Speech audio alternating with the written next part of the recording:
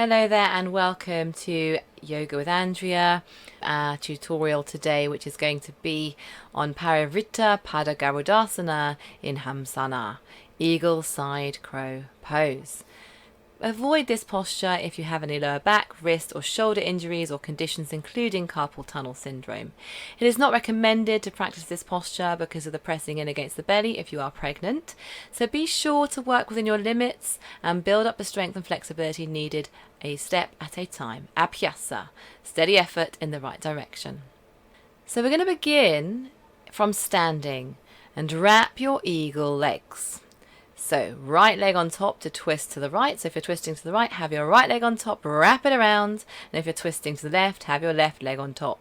This makes for a deeper twist, but you'll be able to make a more secure connection between your legs and your supporting arm in the balance. With the right leg on top, come up onto your tiptoes and twist your torso over to the right, holding in, drawing up your belly to make sure you get a deep, deep twist.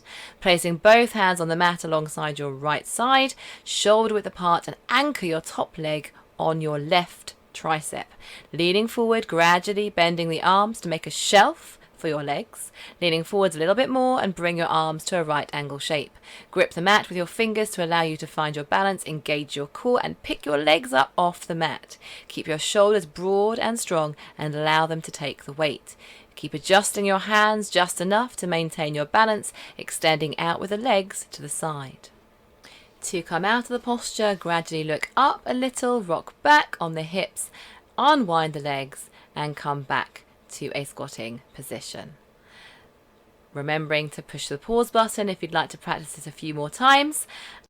And remember also to practice on the other side with the left leg wrapped around the right. Thank you for practicing Eagle Side Crow with me today. I look forward to seeing you next time. Goodbye for now. Namaste.